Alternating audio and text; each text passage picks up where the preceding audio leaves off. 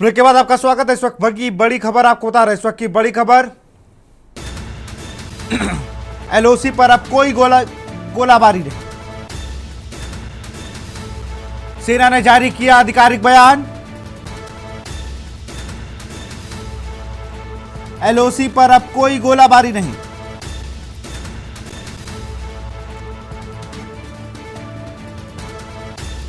सेना ने जारी किया आधिकारिक बयान। एलओसी पर अब कोई गोलाबारी नहीं।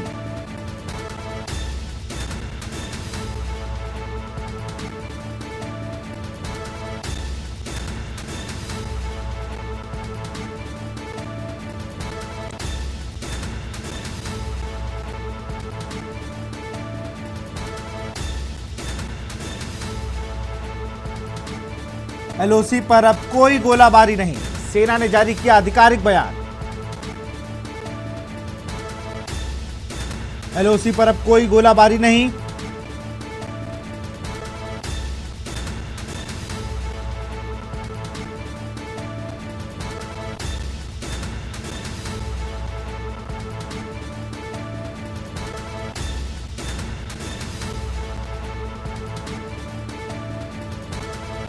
सेना ने जारी किया आधिकारिक बयान।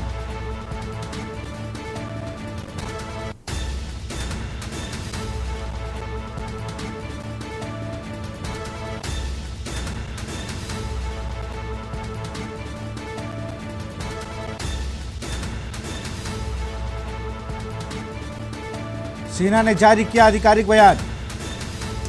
और इसी बीच एक और बड़ी खबर आपको बता रहे। इसी बीच एक और बड़ी खबर, पीओके में जबरदस्त धमाके। पीओके में दो जबरदस्त धमाके हुए।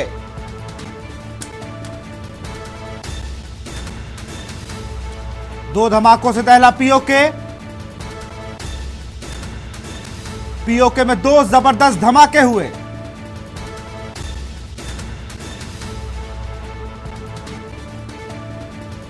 पीओके में जबरदस्त धमाके हुए।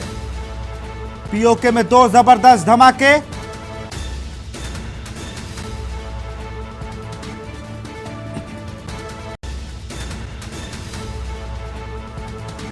पीओके में दो जबरदस्त धमाके हुए।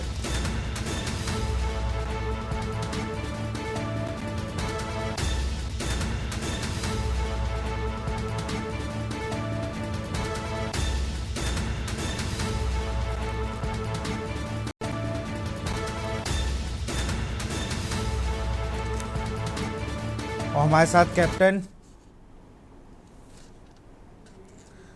कैप्टन वीरेंद्र बिष्ट जी जुड़ चुके हैं। सर, फिर से वही काम जिसके लिए पाकिस्तान जाना जाता है। वीरेंद्र सर। हाँ जी। फिर से वही काम किया। जी नमस्कार। जी नमस्कार। नमस्कार के न्यूज जी। ये जो सीज फायर है वो जरूरी है कि इंटरनेशनल जितनी भी एजेंसी है उनके द्वारा जो है ये सीज फायर का ऐलान किया गया हो गया, लेकिन इसमें जो आधिकारिक पुष्टि है अपने ऑफिशियली वक्ताओं द्वारा, तो अगर पाकिस्तान ने सीज फायर के बाद भी गोलाबारी की है तो ये उसका चरित्र बताता है। ये केवल एक सीज फायर को नज़रअंदाज करके इन्होंने जो है भारतीय सेना को या भारतीय जो आम नागरिकों के जो रहने की जगह है उन पे गोला बारूद की बारिश करके वो भारतीय सेना और उनको नुकसान पहुंचाना चाहता है और दिखाना चाहता है अपनी पाक की जनता को, पाकिस्तान की जनता को, कि देखो हमने भारतीय सेना का कितना नुकसान कर दिया है। अगर सीज फायर के बावजूद भी पाकिस्तान सेना फायर कर रही है तो इस पर हमारे इंडियन आर्मी को या हमारे भारत सरकार को भी इस पर कड़ा कदम उठाना चाहिए और इसका 10 गुना उसको जो है इसका दंड देना जरूरी है। नहीं तो ये आगे भी इसी तरह से जो है आप सीज फायर करोगे, ये सीज फायर को तोड़ेगा। और पाकिस्तान, हमने पहले ही बोला है, 1971 से लेके अभी तक हमारे देश ने, हमारी सरकारों ने एक सबक नहीं सीखा है कि पाकिस्तान का हमेशा दोहरा चरित्र रहा है और ये कई समय से, कई सालों से हर बार कुछ न कुछ जो है हमारे साथ जो है इस तरह की घटनाएं होती हैं और कई प्रकार से जो वारदातें हुई हैं, चाहे वो कारगिल वॉर हो बिल्कुल 99 का, चाहे आपका जो है पुलवामा हमला हो, या 2000 में इन्होंने संसद पे हमला किया था, मुंबई ब्लास्ट किया था, और इसके अलावा ये आपका पहलगाम वाला भी रिसेंटली इंसिडेंट हुआ है। हम कहते हैं कि आप सबक लोगे कब? अभी तो वॉर डिक्लेयर भी नहीं हुआ है और ये बॉर्डर आर पार की कार्रवाई भी नहीं हुई है।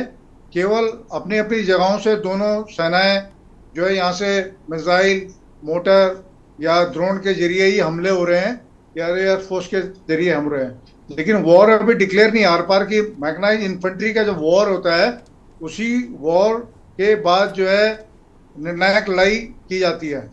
लेकिन अभी इसी 3 दिन की लड़ाई में जो है आपने सीज फायर घोषित कर दिया, और उस सीज फायर का उल्लंघन करने के बाद पाकिस्तान इससे का दुस्साहस कर रहा है, तो फिर आपको तो बार बार फिर वही माफी वाली बात हो गई कि चलो सीज फायर दे देते हैं, शायद दोस्ता पाकिस्तान में मान जाए, बिल्कुल तो गलत चीज है।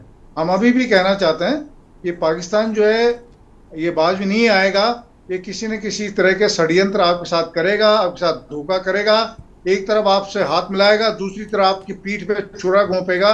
इसलिए हम आज भी बताना चाहते हैं कि हमारे देश की जनता को या इंडियन आर्मी को कभी भी इस हालत में मत छोड़िए कि आप जो है आधे रास्ते चलने के बाद फिर वापस आ जाएं। हम चाहते हैं कि एक निर्णायक लड़ाई हो, और पाकिस्तान से इस समय पीओके लेने का हमारा बहुत अच्छा मौका है। अगर हम पीओके को नहीं ले पाएंगे तो ये लॉन्चिंग पैड की तरह हमेशा आतंकवादियों का ये अड्डा बना रहेगा, और इसका इस्तेमाल हमेशा भारत के खिलाफ किया जाएगा। पीओके ले लोगे तो आपका कश्मीर जो है बहुत सुकून से जिएगा, कश्मीर की जनता सुकून से जिएगी। कश्मीर में टूरिज्म है या पूरे देश का जो नागरिक वहां घूमने जाता है वो बड़े सुकून से जा सकेगा। जब तक पीओके नहीं लोगे, आपका ये वारदातें चलती रहेंगी, ये बंद नहीं होंगी। ये मैं आपको इस चीज के बारे में बताना चाहता हूँ। वीरेंद्र जी, एक और भी बात है, पाकिस्तान ऐसा नहीं है सीज फायर का आप हो गया, आपने ड्रोन जो आपके है भी नहीं, आपने तो ले लिए किसी से, और आपने एक साथ लगभग 50 एक तरफ भेजे, जहाँ से आपकी सीमा, आपको जो शहर जो राज्य पास पड़ा आपने उधर भेजे। लगातार आप विस्फोट करने की कोशिश कर रहे हो। आपको लग रहा है कि हमारे आर्मी बेसिस को आप निशाना बनाओगे तो हम आपको छोड़ देंगे। 7 एयर बेस आपके हम लोगों ने धूल मिलाए हैं, और इस बार छेड़ने में मुझे लगता है कोई एयरबेस बचेगा नहीं, क्योंकि आप आतंक की फैक्ट्री चलाते हो, आपको सारा पैसा आतंकवाद खपाना है।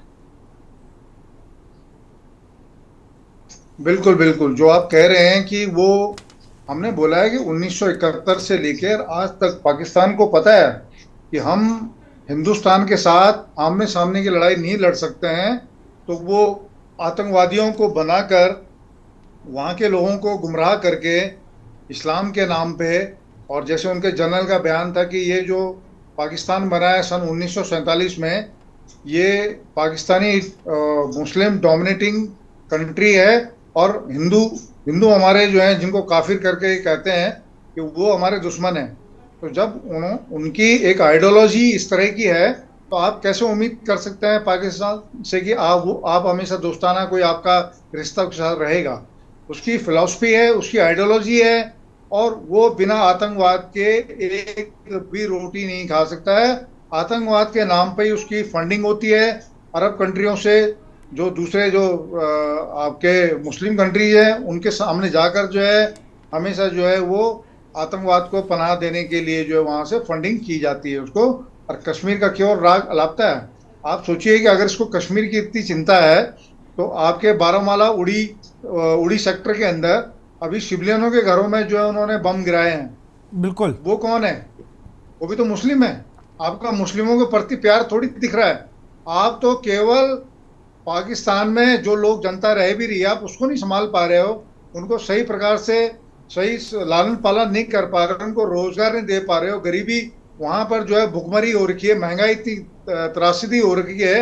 आप वहाँ की जनता का, पाकिस्तान की जनता का ध्यान भटकाना चाहते हो और हमेशा गुमराह करना चाहते हो वहाँ की जनता को कि हिंदुस्तान जो है हमारा दुश्मन है और हिंदुस्तान हमारे साथ इस तरह की कार्रवाई कर रहा है, और उनको गलत तरह के वीडियोस दिखा के लोगों की, वहाँ की जनता को गुमराह करते हैं, और इस तरह से वहाँ के जनता के द्वारा ही जो है कई नौविकों को जो है बहला भुलाकर उनको फिदाइन बनाया जाता है, ड्रग्स खिलाया जाता है, और तब जाके वो यहाँ पर आके फिदाइन करते हैं, हथियार पकड़ के आते हैं। वो सब गुमराह हैं। अगर आप इतना ही चिंतित हैं तो पहले आप अपने देश को संभालिए ना, अपने देश की इकोनॉमी को संभालिए। बिल्कुल। आप अपनी जनता और के कम से कम खाने को तो जनता लाओ के वहां पे, आटा दाल चावल जी, भरो जो है नहीं आपके पास। हम बिल्कुल यही कह रहे हैं कि आप अपने देश की इकोनॉमी को देखिए, अपनी जनता को देखिए। वहां इतनी महंगाई हो रही है, 400 रुपए किलो आटा पहुंचा हुआ है। इस तरह की अनेकों चीजें जो है, वहाँ आम जरूरतें जो है वहाँ बहुत मुश्किल हो गई है जनता के लिए। और आप एक युद्ध के लिए जो है लालायित कर रहे हैं। आप जाके पहलगाम जैसे जो है इस तरह जघन्य, मतलब एक निर्दोष लोगों को मार देते हैं। बताइए क्या दोष है उनका, बताइए निहत्थे लोग हैं। ऐसा तो हम बता रहे हैं, किसी वॉर के अंदर भी किसी कितना भी बड़ा क्रिमिनल होगा, कभी ऐसे निहत्थे लोगों के ऊपर हथियार नहीं उठाएगा। आपके जो प्रशासन है उससे परेशान होके आज बलूचिस्तान जो है आपसे अलग होना चाहता है। आपके साथ जो है जो पंजाब सिंध है, वो आपके साथ जो दूसरे आपके स्टेट है वो आपसे अलग होना चाहते हैं। आपकी स्थिति खराब है। तो आप पहले अपने देश को संभालिए, फिर आप हिंदुस्तान के बिल्कुल साथ लड़ाई करने के लिए आप तब आइए ना। बिल्कुल। आज चाइना जो है इतना संपन्न देश हो रखा है, लेकिन उसको भी लगता है कि ऐसे टाइम पे मुझे भी कुछ नहीं करना। तो आज चाइना चाइना पाकिस्तान का साथ थोड़ी देगा। आज चाइना भी समझता है कि इस समय जो है ये दोनों देशों का आपसी मामला है, इसलिए चाइना भी इसके बीच में नहीं पड़ रहा है। और चाइना को हमेशा अपने देश का ख्याल रखते हैं, वो अपने देश के बारे में ज्यादा सोचते हैं। लेकिन आज पाकिस्तान जो है ना देश के बारे में सोच रहा है, ना उनकी जनता के बारे में सोच रहा है। केवल वहां के लोगों को गुमराह करने के अलावा कोई भी काम पाकिस्तान नहीं कर रहा है। बिल्कुल। मैं जल्दी से महेंद्र सिंह जी के पास चलूँगा। महेंद्र सिंह जी, चाहे 1947 हो और जितने भी इनके साथ जितनी मदद जिसने की है, कोई भी इनको मदद करता रहे, अब इन्होंने एक, मैं इसको वही मानूंगा कि एक कार्ड खेला है कि सेना और सरकार में बन नहीं रही है। ये इसलिए खेला है कि कल को कोई बात हो तो देखिए भाई, वो अभी कुछ दिन थोड़ी देर में कहीं ये खबर ही आ जाए कि शहबाज शरीफ गिरफ्तार किए गए, सेना का तख्ता पलट, सेना का कंट्रोल, ये दुनिया को दिखाने लगी सेना हमारी बात नहीं मान रही है। महेंद्र सिंह जी, ये दरअसल ये आज से नहीं है। ये सेना ने जब पाकिस्तान पर चुनी हुई सरकार के ऊपर जब कब्जा किया था, तब से सेना का वर्चस्व है वहां पर, और पूरी दुनिया इस बात को जानती है कि वहां पर जो सरकारें हैं वो स्टैंप सरकारें ही हैं। इसमें कहीं कोई इफ एंड बट नहीं है। बावजूद इसके कि एक सरकार तो रहती है, बीच बीच में सेना का पूरा नियंत्रण हो जाता है, लेकिन जनरल मुनीर ये चाह रहे हैं कि चुनी हुई सरकार को अपदस्थ करके पूरे पाकिस्तान पर अपना एक छत्र राज किया जाए। इसके पीछे बहुत सारे कारण हैं। इसके पीछे सबसे बड़ा कारण तो यह है कि सेना वहां पर बिजनेस करती है, सेना वहां पर करप्ट है, सेना वहां पर पैसे कमाती है, लूटती है अपने देश को खुद। और इनके सब के विदेशों में बड़े बड़े आलीशान कोठियां हैं, स्विस बैंकों में पैसे हैं, तमाम करप्ट है ये पूरी, मतलब जो सेना के जो ऊपर के अधिकारी हैं सब, वो अपने देश को ही खोखला कर रहे हैं। इस तरीके का इनका बिहेवियर है। वाकई में वहां पर सेना के अलावा किसी की नहीं चलती है। इमरान खान को कैसे अपदस्थ किया गया है, इमरान खान के ऊपर किस तरीके के प्रेशर के बाद इमरान खान को हटना पड़ा, और किस तरीके से शहबाज शरीफ गद्दी पर बैठे हुए हैं, तो ये पूरी दुनिया जान रही है। लेकिन बड़ा सवाल ये है कि वो उनका इंटरनल मैटर है, पूरी दुनिया इस बात को मानती है। जैसे अफगानिस्तान में सरकार चुनी हुई नहीं है, वहां पर तालिबान का राज है, तो दुनिया को जो बात करनी होती है वो तालिबान से बात करती है, भले ही वो उग्रवादी संगठन है, भले ही वो कैसे हैं। पूरी दुनिया को इस बात से ज्यादा फर्क नहीं पड़ता है कि आपके यहाँ किस तरीके की सरकार है, कौन चला रहा है, कौन नहीं चला रहा है। सवाल यह है कि जो भी रिस्पॉन्सिबल है, अकाउंटेबल है, उससे बात की जा रही है, और क्या वो बात को मान रहा है कि नहीं मान रहा है, अपनी बात को पर टिक रहा है कि नहीं। यही पाकिस्तान है। जब परवेज मुशर्रफ ने पूरा कब्जा किया था और परवेज मुशर्रफ पूरी दुनिया में जा रहे थे, बात कर रहे थे, तो ऐसा नहीं है कि एक सैनिक तानाशाह है या एक चुनी हुई सरकार है। वो अगर इंटरनेशनल लेवल पे किसी से बात करते हैं तो एक कहते हैं ना कि अगर आप किसी एग्रीमेंट पे पहुंचते हैं तो उसको आपको मानना होगा। यहां पर देखने को मिल रहा है कि उस एग्रीमेंट को ये ऑनर नहीं कर रहे हैं। अभी हालांकि बहुत जल्दबाजी है। हमारी सेना ने भी एक स्टेटमेंट दिया है कि अभी फिलहाल श्रीनगर में कोई इस तरीके की हरकत नहीं देखी जा रही है, बॉर्डर शांत हैं। लेकिन वो भी जांच कर रहे हैं कि क्या इस तरीके से हरकतें हुई हैं क्या, और अगर हुई हैं तो क्या ये सेना की तरफ से की गई हैं पाकिस्तान की, या फिर आतंकवादी संगठनों ने किया है, क्योंकि वहां पर आतंकवादी संगठन भी बेलगाम है। निश्चित तौर पर सबसे ज्यादा जो नुकसान हुआ है वो आतंकवादियों का हुआ है। उनके तमाम अड्डों को हमारे फोर्सेस ने डिस्ट्रॉय किया है, तमाम आतंकवादियों को मार गिराया है। तो बड़े बड़े आतंकवादियों को मार गिराया है, छोटे जो अभी जो ट्रेनिंग लेवल पे हैं उनकी तो कोई बात ही नहीं है, बड़े बड़े कमांडर्स को मार गिराया है। तो क्या ये हमला उस तरीके से पाकिस्तानी आर्मी उनके साथ उनको आगे करके कर रही है कि आप करिए और हम ये साबित कर देंगे कि हमने तो नहीं किया, हमारे किसी एयरबेस से इस तरीके की चीजें नहीं हुई हैं, सेना इन्वॉल्व नहीं रही है। तो क्या इस तरीके से वो इसको आगे एस्केलेट करना चाह रहा है, भारत को उलझाना चाह रहा है? ये भी हमारे अभी फोर्सेस देख रहे होंगे, क्योंकि वो सब पता चल जाएगा कि कहाँ कहाँ से ये ड्रोन आए हैं, कौन इसके पीछे है, किस तरीके से इस तरीके की चीजें हो रही हैं। लेकिन अगर पाकिस्तानी सेना इसमें इन्वॉल्व है, पाकिस्तान डायरेक्टली, इनडायरेक्टली की बात नहीं, डायरेक्टली अगर इन्वॉल्व है, सीज फायर को तोड़ा है, तो इसके जो रिटेलिएशन होगा भारतीय फौजों की तरफ से वो बहुत तगड़ा होगा, बहुत भारी होगा। और जिसको कि पाकिस्तान की आर्मी अब उसको झेलने की स्थिति में नहीं है। बिल्कुल नहीं है। मैं महेंद्र सिंह जी और हमारे साथ वीरेंद्र बिष्ट जी हैं, आप सबको बताऊं मैं यहाँ पे क्या क्या हुआ। भारत के हमले में पाकिस्तान की कौन कौन सी एयरबेस, लगभग 10 से अधिक एयरबेस है। उनमें से नूर खान चकला, रफीकी एयरबेस, मुरीद, सुक्कुर, सियालकोट, पासरूर, चुनिया, सरगोदा, सरगुदू, भोलारी और जैकबाबाद, 10 एयरबेस। आप सोच रहे हो ये उस वक्त है जब आप छेड़ ही रहे, तो सीज फायर के बाद आपने हम लोग को उकसाया है। आप तो खुद चाह रहे हो, और शुरुआत में तो जो खबरें आई हैं, अब उसकी सेना पुष्टि करेगी तभी वो कह सकते हैं कि आपने आईबी के सामने, मतलब इंटरनेशनल बॉर्डर पर आपने फायरिंग की है। अभी फिलहाल सेना के ये आ गया कि अब गोलाबारी रुक गई है, अभी नहीं हो रही है, पहले हो रही थी। ड्रोन्स को लेकर भी वो और कंफर्म कर रहे हैं। लेकिन बड़ा सवाल यही है कि क्या ये दुम कभी सीधी होगी या नहीं होगी।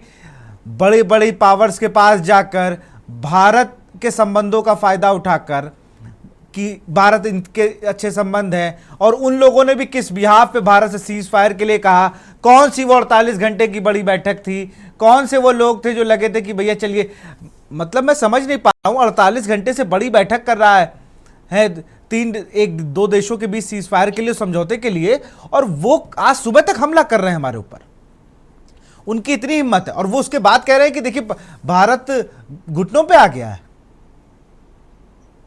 विश्व जी, मतलब अभी 1 घंटे पहले की बात है जब सीज फायर की खबर हम लोग गेस कर रहे थे, कि अभी हम लोग न्यूज रूम में बात कर रहे थे, हमारे कई वरिष्ठ सहयोगी हम लोगों से यही बात कर रहे थे कि पाकिस्तान है, कभी सुधरेगा नहीं, हो गई चूक, ये मान रहा है। क्योंकि अभी थोड़ी देर में देख, हो सकता है आज कई लोग तो ये कहते हैं हम लोग तो कि भाई चलो आज सीज फायर हो गया, सब अच्छा चलिए, अब सब लोग घर जल्दी चलेंगे, किसी ने अपने प्लान कर लिए, कल संडे है ये। लेकिन वो कहाँ मानने वाला है पाकिस्तान? उनके यहाँ संडे अंडे कहाँ होता है? उनके यहाँ तो बस 2 चीज़ सिखाई गई है, सुबह उठो, गोली चलाओ, रात में शहीद हो जाओ। मतलब जहाँ वो जाते होंगे, बच्चों को बता दिए तुम मदरसे में पढ़ो, यहाँ से आतंकवादी बनो, और सामने एक देश है उस पर जाके हमला करो, उसने तुम्हारे साथ ये किया है, फिर तुम्हें जन्नत मिलेगी। यही सिखाया जा रहा है पाकिस्तान में, और क्या सिखाया जा रहा है? बिल्कुल। बाकी हाँ, ये जो बात आप सही कह रहे हैं कि हमने बोला है कि वहाँ के छोटे से छोटे बच्चे को लेके जो एक ग्रूमिंग एज से ऊपर बढ़ते हैं, और बचपन उनका जो है उनके दिमाग में यही भर दिया जाता है कि आपका दुश्मन सामने वाला देश है, और उनको अपने देश के जो उनको कैरियर के बारे में नहीं बताया जाएगा, उनको देश के बारे में नहीं बताया जाएगा, उनको केवल गलत बातें ही भरी जाएंगी, चाहे वो धार्मिक कट्टरता हो या देश के लिए उन नौजवानों को, नए बच्चों को जो एक उनको चीज़ें सिखानी चाहिए वो नहीं सिखाते, बल्कि उनको आतंकवादी बनने की राह उनके लिए प्रशस्त की जाती है। तो वो सभी जानते हैं इस चीज़ के बारे में, और आज हमारे हिंदुस्तान में भी जितने भी अपनी मुस्लिम कम्युनिटी है वो भी समझते हैं कि जितना सेफ एनवायरनमेंट, वातावरण आज हमारे हिंदुस्तान में है, वो दुनिया के किसी भी मुस्लिम कंट्री के अंदर नहीं है। बिल्कुल। अब जहाँ पाकिस्तान हमेशा सही, आज कोई कोई नई बात नहीं है। सन 47 से लेके आप खुद देखिए कितने वॉर हो चुके हैं हमारे साथ। आपका 47 में भी जैसी देश आज दोनों देश अलग हुए, उनके कवालियों ने एकदम से श्रीनगर के ऊपर, कश्मीर के ऊपर अटैक किया। उसके बाद आप ये जो बलूचिस्तान की हम बात कर रहे हैं, बताते हैं कि ये बलूचिस्तान अपने आप में एक अलग था, इंडिपेंडेंट देश था, लेकिन 200 कुछ दिन के अंदर ही जो है इन्होंने बलूचिस्तान पे भी जो है सेना का आक्रमण करके बलूचिस्तान को अपने साथ लिया। और बलूचिस्तान ने भी उस समय सोचा कि चलो हो सकता है पाकिस्तान के साथ हमारा भविष्य बढ़िया हो, सब कुछ हो, लेकिन आप खुद देख रहे हैं कि तब से लेके अब तक बलूचिस्तान के अंदर भी आग लगी हुई है। तो एक ऐसा माहौल जो इस तरह का क्रिएट किया गया है, और पाकिस्तानी ही है जिसने कि जो है अफगानिस्तान जैसे कंट्री को डिस्टर्ब किया और ये तालिबान पैदा किया। ये सब पाकिस्तान की ही देन है। पाकिस्तान की धरती से ही अफगानिस्तान के अंदर जो है ये इस तरह का अस्थिरता आई है। आज तालिबान इस चीज़ को समझ चुका है, चाहे वो बहुत बड़ा संगठन, हथियारबंद संगठन है, लेकिन आज अमन शांति है तालिबान के अंदर। और तालिबान जो है अपने भारत की मदद से जो है वहाँ पर सारी चीज़ें चल रही हैं। वहाँ के वो अपने बच्चों को, लड़कियों को, सभी को जो है शिक्षाएं दे रहे हैं, और जो भी डेवलपमेंट है आज अफगानिस्तान के अंदर हो रहा है। लेकिन पाकिस्तान दिन प्रतिदिन जो है अपने गर्त में जाता जा रहा है, उसकी जो इकोनॉमी है गिरती जा रही है। वहाँ का जो माहौल है, आप खुद देखिए इस समय पाकिस्तान से कितने लोग जो है हिंदुस्तान में आके शादी करी इन लोगों ने। इसका मतलब पाकिस्तान का आदमी खुद जो है हिंदुस्तान आना चाहता है, वो भी अपना देश छोड़ना चाहता है। तो जब एक ऐसा देश जहाँ का नागरिक ही खुद रहना नहीं चाहता हो अपने उस देश के अंदर, वो देश भला दूसरे देश का माहौल कैसे ठीक रख सकता है? उसको तो परेशानी है। हमारे हिंदुस्तान के अंदर सारी चीजें हो रही हैं। आज जो है हम लोगों के लिए चौथी सबसे बड़ी सेना है हमारी वर्ल्ड के अंदर जी। हमें कितना समय लगेगा इस पाकिस्तान को मिट्टी में मिलाने में? कोई ज्यादा समय नहीं लगेगा। लेकिन फिर भी एक मानवता का जो सनातन धर्म के अंदर या हमारे देश के लोगों के अंदर एक जो जज्बा है दिल के अंदर है। वीरेंद्र जी, मैं रुकूंगा इसी बीच। एक अहम खबर आ रही है, पाकिस्तान की गोलाबारी में बीएसएफ सब इंस्पेक्टर शहीद। जम्मू के आरएसपुरा इलाके में मोहम्मद इम्तियाज शहीद। बीएसएफ के सब इंस्पेक्टर मोहम्मद इम्तियाज शहीद। अंतर्राष्ट्रीय सीमा पर पाकिस्तान की फायरिंग में शहीद।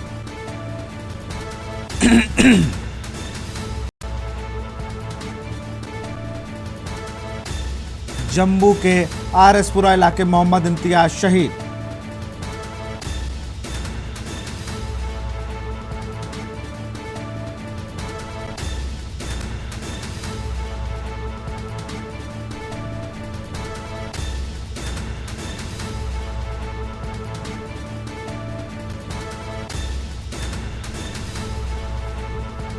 जम्मू के आरएसपुरा इलाके में मोहम्मद इम्तियाज शहीद।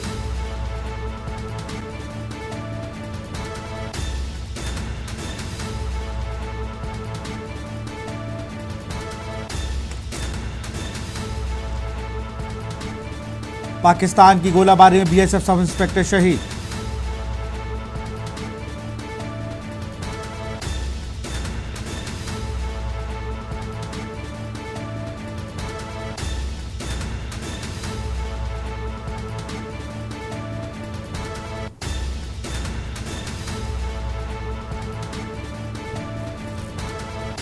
पाकिस्तान की गोलाबारी में बीएसएफ सब इंस्पेक्टर शहीद।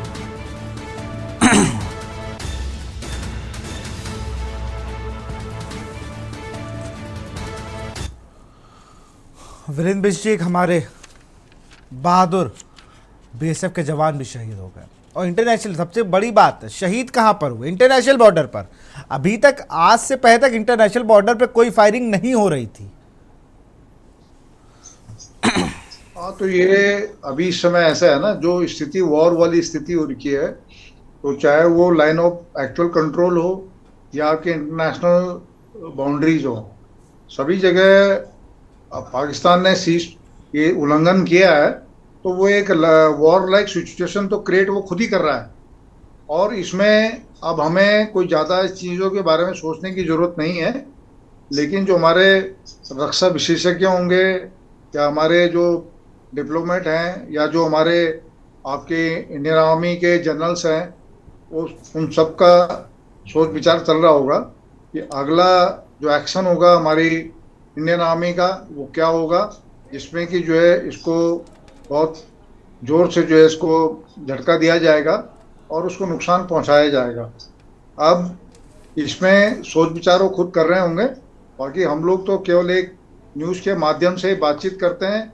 पाकिस्तान का जो कैरेक्टर है हमने पहले ही बता दिया है कि ये ट्रस्टेबल नहीं है। इस पर 1% तो छोड़िए, आप 0.000% पे भी आप विश्वास मत करिएगा। ये जब तक कि पाकिस्तान खुद बर्बादी के कागार पे नहीं पहुंचेगा, पाकिस्तान मानेगा नहीं। वहाँ की जो आर्मी है, वहाँ के जो जनरल हैं, अभी खुद वहाँ की जनता परेशान है। इस तरह से आगे हो सकता है कि जनरल भी अरेस्ट होंगे। और वहाँ की एक इतिहास रहा है कि जनरलों को भी जो है वहाँ के जनता ने जो है फांसी में चढ़ाया है, या नेक्स्ट जनरल ने जो है उनके जनरल को फांसी दी है। तो आने हो सकता है हाँ कि बिल्कुल, वहाँ इस बार भी वही कुछ यही ऐसा चलन है, देखने को वहाँ ना मिले। यही चलन है वहाँ हाँ जी, यही चलन है, फांसी चढ़ाओ, चला ना चला, गोली चलाओ, यही तो कह रहे हैं ना। वो पीठ दिखा अपने के नहीं भागो। है, वो जब खुद जी, के अपने नहीं है तो वो भला हमारे कैसे हो सकते हैं। हमें तो लगता है तो अपने परिवार वालों के हिंदुस्तान है के कि साथ उनका नहीं बहुत है। दूर दूर का कोई नाता नहीं है। बिल्कुल, मुझे तो लगता और है ये फिलहाल अपने हमें परिवार वालों के भी नहीं है। सुबह कहते होंगे कि अच्छा ये गलती मत करना, शाम कहते ये गलती 10 बार करना। बिल्कुल बिल्कुल बिल्कुल। और हमारे साथ सहयोगी जम्मू कश्मीर से बुरहान जुड़ चुके हैं। मैं बुरहान का रुख करूंगा। बुरहान, जम्मू कश्मीर की स्थिति आप बता दी, आप बहुत अच्छे से बता सकते हैं स्टूडियो के बाहर की स्थिति, क्योंकि हम लोग यहाँ बैठकर से अज्यूम कर रहे हैं। आप जरा बताइए वहाँ की स्थिति। जी, कुछ दिनों से लगातार जम्मू कश्मीर में जो है ब्लैकआउट है और शाम के वक्त जो है बिजली पहले काट दी जाती है। लेकिन जिस तरीके से हम जम्मू कश्मीर की सूरत हाल की बात करेंगे, जहां पे आपको बता दूं कि अभी कुछ देर पहले की जो खबर आप तक पहुंचाने की हम कोशिश करेंगे, बारामूला की बात करेंगे या बडगामा, धमाकों की आवाजें जो है वो सुनाई दी गई। जहां पे श्रीनगर की बात करेंगे, कश्मीर के दीगर हिस्सों में जो है जोरदार धमाकों की इत्तला मिली। इलाकों में जो है ब्लैक आउट जो है वो देखा गया। ये जंगबंदी नहीं, यानी कि जहाँ पे जम्मू कश्मीर के वजीर आला उमर अब्दुल्ला का भी एक बयान आया कि ये जंगबंदी नहीं, सरकारी श्रीनगर की वस्ती में फिजाई दिफाई यूनिट अभी खुले हुए हैं। लेकिन जिस तरीके से बताया जा रहा है कि हिंदुस्तान की फिजाई दिफाई ने कश्मीर के इलाके में मुतअद्दिद मुकामात पर पाकिस्तान ड्रोन को रोका है। सूरत हाल बड़ी हद तक अब पुरअमन है। लाइन ऑफ कंट्रोल फायरिंग फिलहाल रुक गई है, या कुछ इतना आ रहा है। लेकिन जिस तरीके से हमने देखा कि अलोसी के साथ आरएसपुरा, अखनूर या जो दीगर इलाके पाकिस्तान की जानिब से सीज फायर की खिलाफ वर्जी जो है वो की गई है और मार्टर गोल जो है वो फिर से लगाए गए हैं। जहाँ पे ये अभी खबर आ रही है, जहाँ पे अगर हम कुछ वक्त की पहले बात करें कि जो अमेरिका के सदर डोनाल्ड ट्रंप है, उन्हें साफ तौर पर कहा कि बातचीत जो है वो मुकम्मल हुई है और पूरी जंगबंदी पर दोनों मुल्कों ने इत्तेफाक किया है। लेकिन जिस तरीके से अभी कुछ देर पहले जहां पे इस वक्त मैं सुपार पे हूँ, अभी गोलियों की आवाजें, कुछ ब्लास्ट की आवाजें सुनाई दी गई, जहां पे लोग शाम के बाद खौफ हिरास का माहौल पैदा होता है, क्योंकि साथ साथ बिजली भी एहतियाती तौर पर काट दी जाती है। लेकिन फिलहाल हमने देखा कि श्रीनगर में भी कुछ आवाजें सुनाई दी गई, या अनंतनाग की बात करेंगे। और इसी बीच एक और बड़ी खबर, पाकिस्तान के समर्थन में आया है चीन। इस वक्त की बड़ी खबर, भारत पाक तनाव के बीच चीन का नया बयान।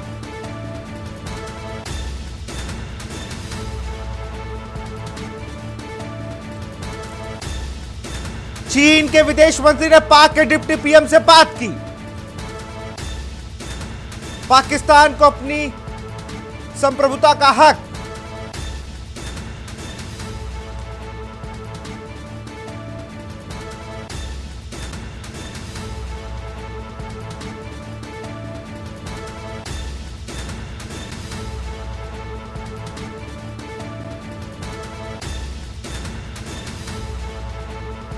पाकिस्तान को अपनी संप्रभुता का हक है, ये चीन का बयान है।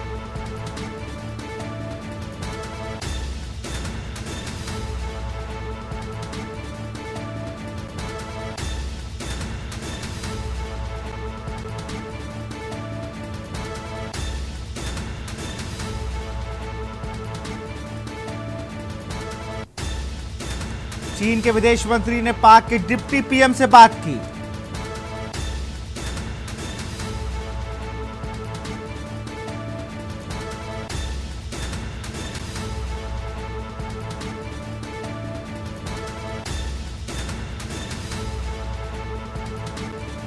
हम पाकिस्तान के साथ खड़े हैं, चीन के विदेश मंत्री ने पाक के डिप्टी पीएम से की बात।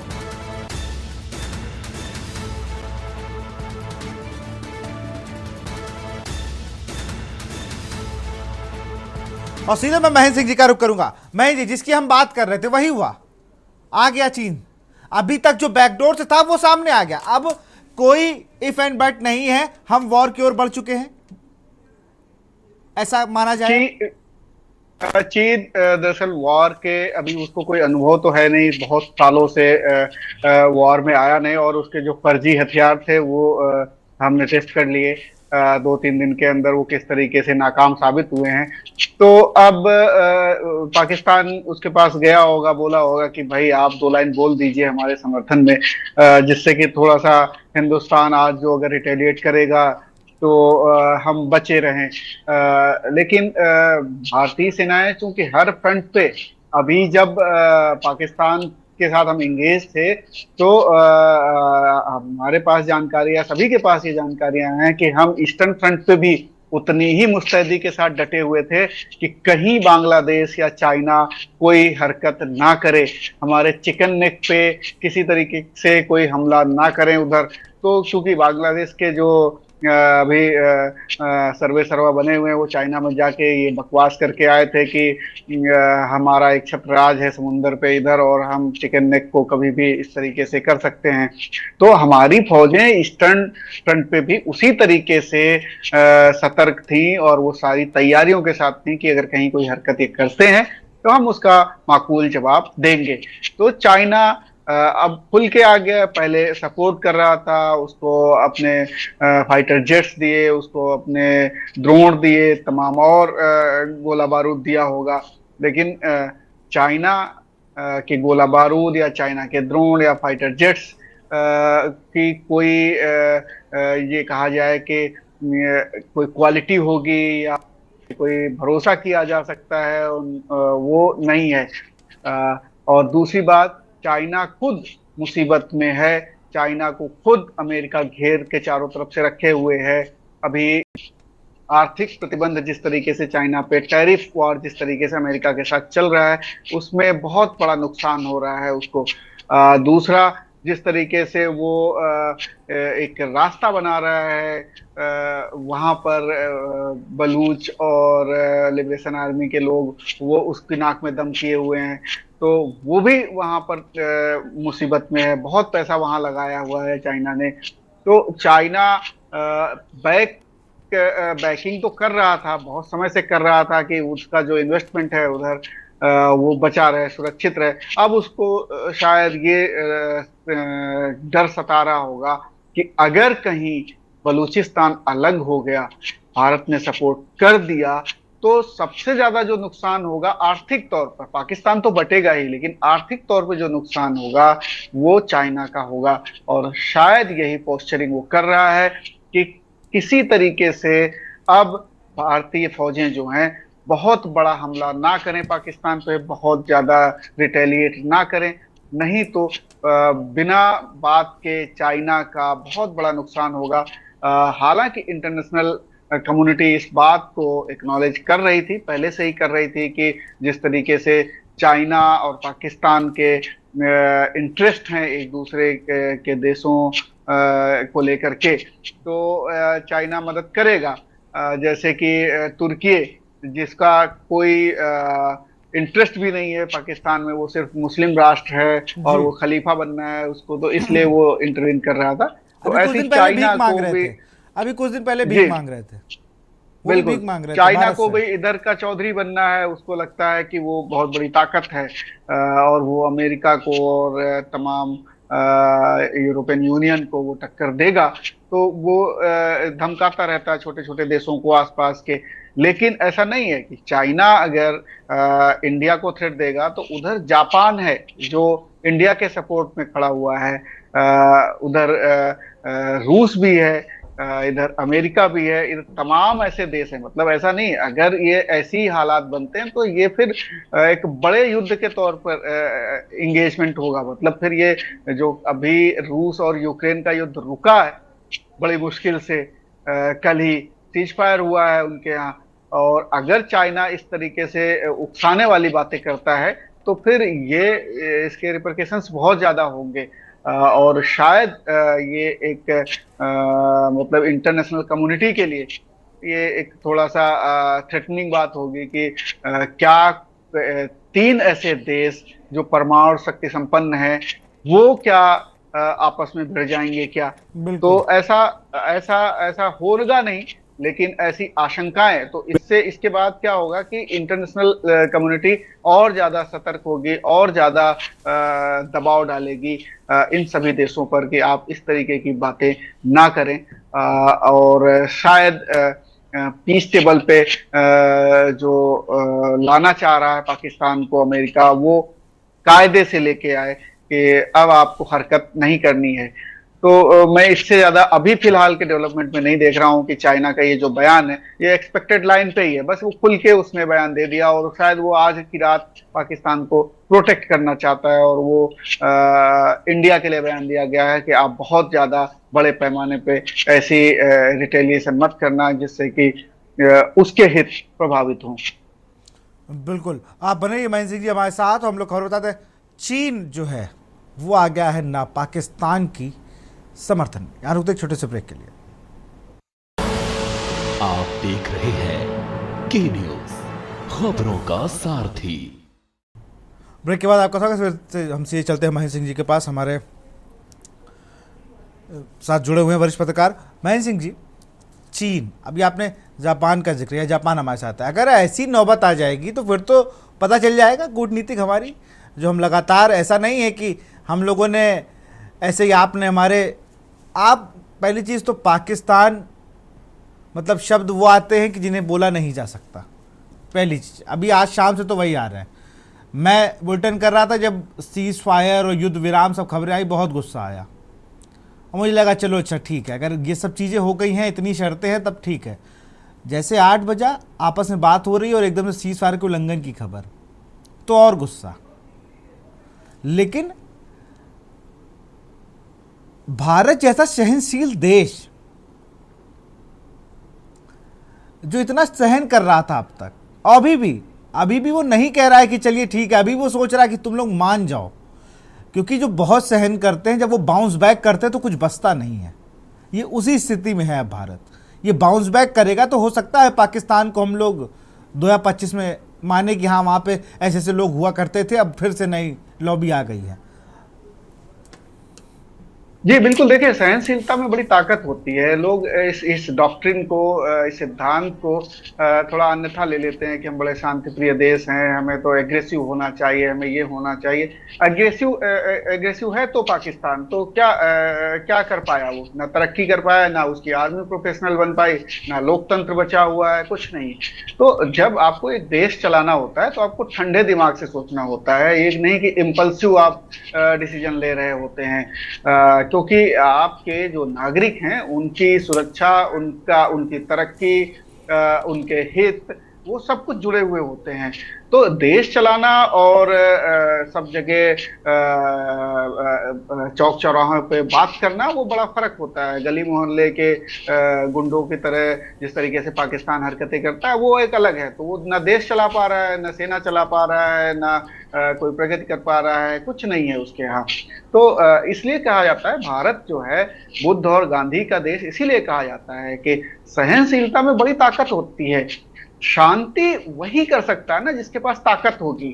तो बुद्ध ने जो टीचिंग्स दी हैं वो इसीलिए तो दी है कि वो आप हर एक चीज का मुकाबला कर सकते हो, आपके पास सोचने समझने की क्षमता होगी। लेकिन अगर आप सिर्फ लड़ते रहेंगे, सिर्फ आप उस तरीके से काम करेंगे तो पाकिस्तान जैसा हश्र होगा, जो कि जब से बना है पाकिस्तान, देखे रियल डेमोक्रेसी तक नहीं आ पाई है वहां पर। तो भारत अलग मिट्टी का बना हुआ है। भारत चाइना को भी संभालने में सक्षम है, भारत पाकिस्तान को संभालने में सक्षम है। ऐसा नहीं है कि भारत बिल्कुल ऐसे ऐसा देश है जिसके पास कुछ भी नहीं है और उसको आप दबा लेंगे, उसको आप। भारत इतने सैकड़ों साल तक गुलाम रहा, बावजूद उसके भी भारत के जो क्षमताएं हैं वो कोई ऐसा नहीं कि वो कम हो गई हो और वो किसी से युद्ध नहीं जीत सकता है। कई युद्ध भारत और पाकिस्तान के बीच में हुए हैं। चाइना के साथ भी युद्ध हुआ, लेकिन चाइना के साथ युद्ध में स्थिति ये थी कि चाइना के साथ तो हम बड़ी दोस्ती में, गहरी दोस्ती में थे और पीठ के पीछे उसने छुरा भोपा था। तो ऐसी गद्दारी तो कोई भी करेगा तो कोई भी हार जाएगा, लेकिन अगर फ्रंट पे आके लड़े तो चाइना की ऐसी हिम्मत नहीं है। चाइना के पास कोई एक्सपीरियंस ही नहीं है सेना के पास युद्ध लड़ने का। तो वो पाकिस्तान की क्या मदद करेगा? सिंपल सी बात है, वो कारोबारी है, वो व्यापारी है। उसका हित जो है वो उसके जो चाइना पाकिस्तान इकोनॉमिक कॉरिडोर है वहां पर है। तोते की जान वहां पर अटकी हुई है। उसको वो दिख रहा है कि सैकड़ों हजारों करोड़ जो लगाए गए हैं वहां पर वो बेकार चले जाएंगे।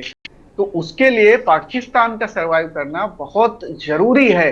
वो इसलिए पाकिस्तान की संप्रभुता की बात कर रहा है, पाकिस्तान के साथ खड़े होने की बात कर रहा है। उसके पास कोई ऐसा नहीं है कि वो डिफेंस के तौर पर वो पाकिस्तान की बहुत बड़ी मदद कर लेगा। उसको भी मालूम है कि अगर वो खुल के युद्ध में शामिल होता है तो फिर और सारे देश भी तो युद्ध में शामिल होंगे और उसका फिर परिणाम ऐसा बुरा होगा कि शायद चाइना ने सोचा नहीं होगा, क्योंकि आर्थिक तौर पर अभी टैरिफ वार में ही वो उसके पसीने छूट रहे हैं। वो अब टेबल पे बैठने की बात कर रहा है अमेरिका के साथ में। तो ऐसा नहीं है कि चाइना इस बात को जानता नहीं है।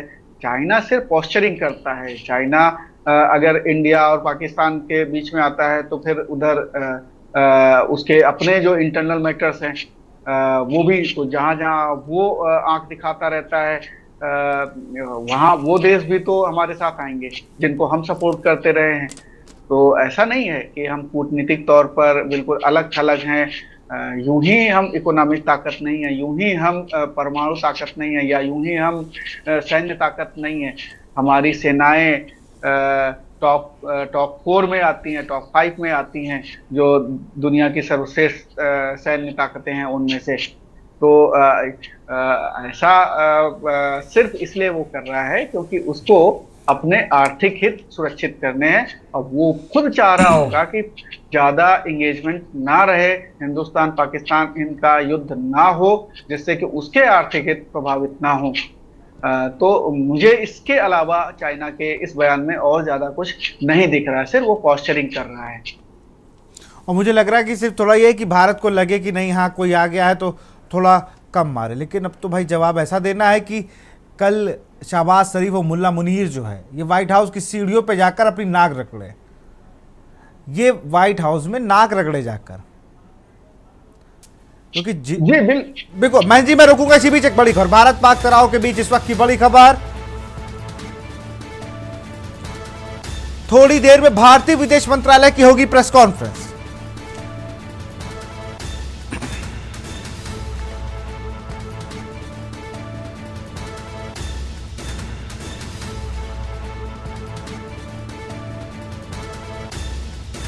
महेंद्र सिंह जी, एक तो ये चीज है, अब विदेश मंत्रालय की प्रेस कॉन्फ्रेंस, इस पे मैं जवाब लूंगा, लेकिन उससे पहले जवाब ऐसा हो कि जिस व्हाइट हाउस पे जाके तुम सीज फायर के लिए बोल के आए थे वहां पे नाक रगड़ो कि अब बस, अब भारत ने बहुत कुछ कर दिया।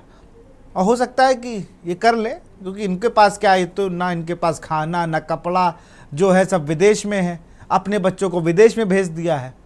जो पाकिस्तान के पूर्व पीएम की इज्जत ना बचा पाए जेल में, उनसे क्या उम्मीद हम करें। आज तो उनको मरने की फर्जी खबर बता दी कि लगा कि इमरान खान को कुछ होगा तो क्या वो मर गए हैं। नहीं, आपको याद होगा कि शहबाज शरीफ ने खुद प्रेस के सामने बयान दिया था कि हम अब किसी भी देश में जाते हैं तो वो ये कहते हैं कि हम कटोरा लेके मांगने आ गए, और उन्होंने कहा हमें इसको कहने में कोई झिझक भी नहीं है। तो स्थिति तो उनकी बहुत खराब है।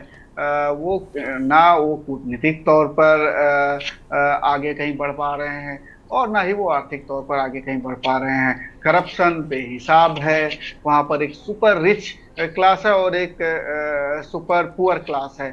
इसके अलावा और कोई नहीं है। तो कुछ ऐसे हैं जो बदहाली में जी रहे हैं और कुछ ऐसे हैं जो ऐशो आराम की जिंदगी जी रहे हैं। और वो सब विदेशों में उनके बच्चे पढ़ते हैं, वो सारी चीजें हैं। तो वो अभी युद्ध के दौरान वो सब विदेशों में भाग गए, वो सब जनरल्स के बच्चे सब विदेशों में हैं, परिवार विदेशों में है, नेताओं के परिवार विदेशों में है।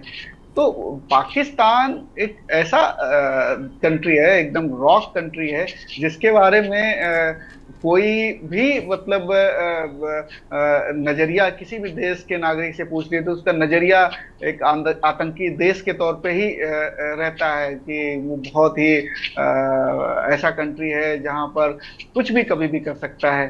उसकी बात पर ना कोई बिलीव करता है, ना कोई ट्रस्ट करता है।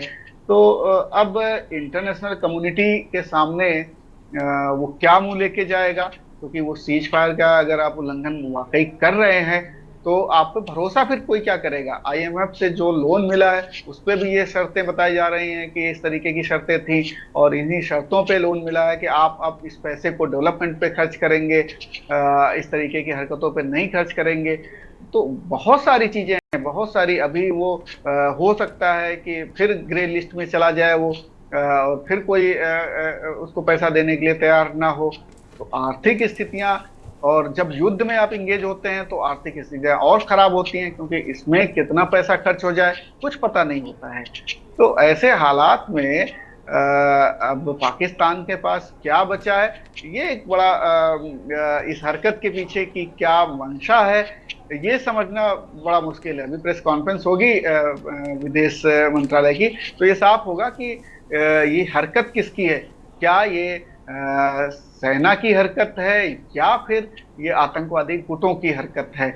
अगर आतंकवादी गुटों की हरकत है तो क्या भारतीय सेनाएं या भारत की सरकार कुछ फिर इस अब ये प्रेस कॉन्फ्रेंस बहुत अहम होगी, मुझे लगता है बहन जी, प्रेस कॉन्फ्रेंस बहुत अहम होगी, क्योंकि देखिए अभी जो हम देख पा रहे हैं कि चीन से शायद अजीत डोभाल से भी किसी की बात हुई है, हमारे जो एनएसए हैं उनकी भी, अजीत डोभाल की भी किसी से बात हुई। मैं भी देख रहा था एक्स पर किसी बहुत बड़े जर्नलिस्ट ने पोस्ट किया जो लगातार इस अपडेट पर सबसे ट्रस्टेड रहे, उन्होंने भी पोस्ट किया है कि उनकी अजीत डोभाल की टेलीफोनिक कन्वर्सेशन हुआ है। तो ये भी देखना होगा कि क्या चीन फिर यही काम कर रहा है कि दोनों लोग को मैनेज करके चल रहा है, ये भी बड़ी बात है। देखिए चीन के आर्थिक हित भारत के साथ भी हैं, ऐसा नहीं है, भारत के साथ उनका ट्रेड बहुत होता है, तो ही नहीं, और चीन के साथ हमारे छोटे मोटे डिस्प्यूट्स हैं, वो ऐसे डिस्प्यूट्स नहीं है जिसको लेकर के बहुत ज्यादा। और एक बार उन्होंने एंगेज करने की कोशिश की थी, तो वो क्या हुआ, वो गलवान घाटी में उनको बहुत नुकसान उठाना पड़ा। तो उसको मालूम है कि हमारी ताकत क्या है, तो डायरेक्ट एंगेज नहीं होगा वो।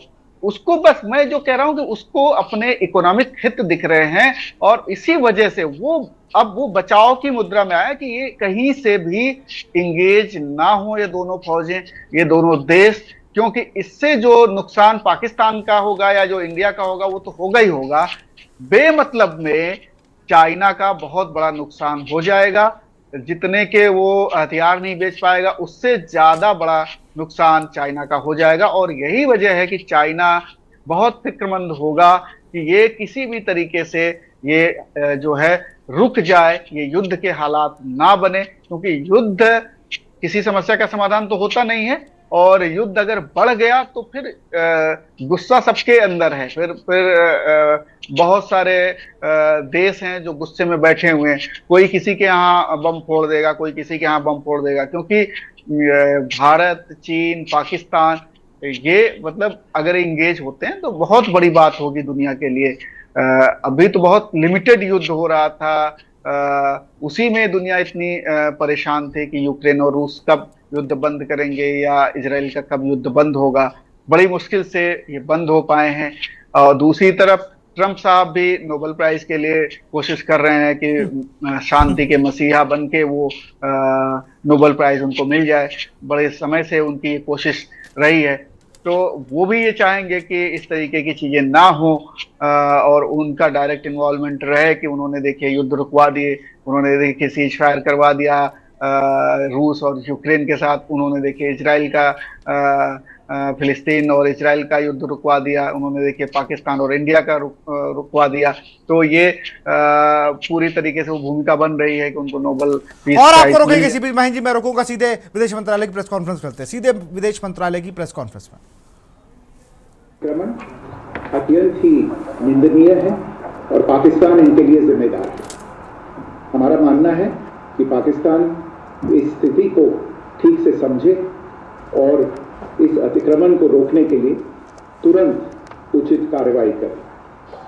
सेना ने इस स्थिति पर कड़ी नजर रखी हुई है और उसे किसी भी अतिक्रमण से निपटने के लिए ठोस और सख्त कदम उठाने के लिए आदेश दे दिए गए। Good evening. For the last few hours, there have been repeated violations of the understanding arrived at earlier this evening between the Directors General of Military Operations of India and Pakistan. This is a breach of the understanding arrived at earlier today. The armed forces are giving an adequate and appropriate response to these violations, and we take very, very serious notice of these violations. We call upon Pakistan to take appropriate steps to address these violations and deal with the situation with seriousness and responsibility. The armed forces are maintaining a strong vigil on the situation.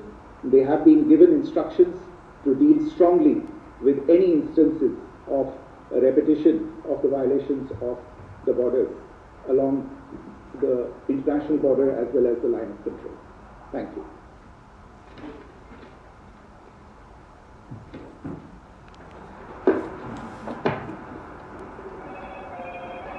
Thank you very much, ladies and gentlemen.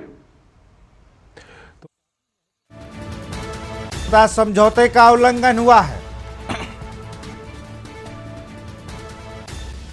Pakistan ने cease fire का उल्लंघन किया।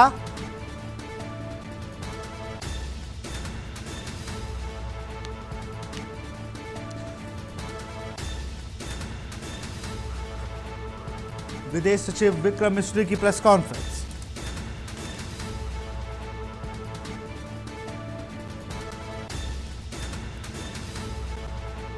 पाकिस्तान ने cease fire का उल्लंघन किया।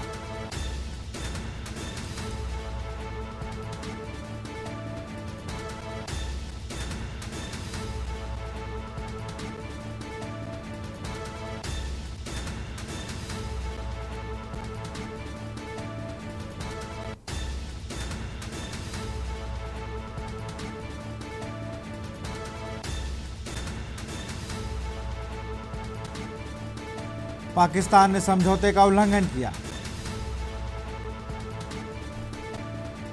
सेना को सख्त कदम उठाने के आदेश।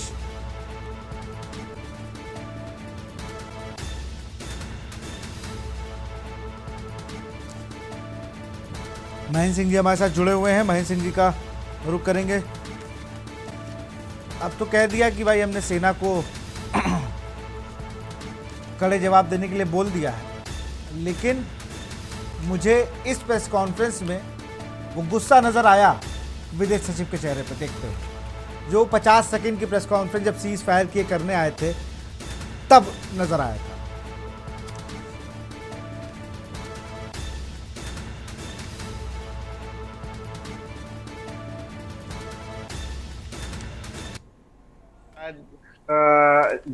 जबरन थोपा जा रहा है सीज फायर, और अभी जब इस बात की कह रहे हैं कि उल्लंघन किया है पाकिस्तान, तो उनके चेहरे पे बिल्कुल बॉडी लैंग्वेज पे गुस्सा एक नजर आ रहा है, और वो रिप्रेजेंट कर रहे हैं भारत सरकार को। तो निश्चित तौर पर आदेश दिए गए होंगे, कड़े आदेश दिए गए हैं, जैसा कि वो कह रहे हैं सेना को कि निपट लीजिए आप इनसे।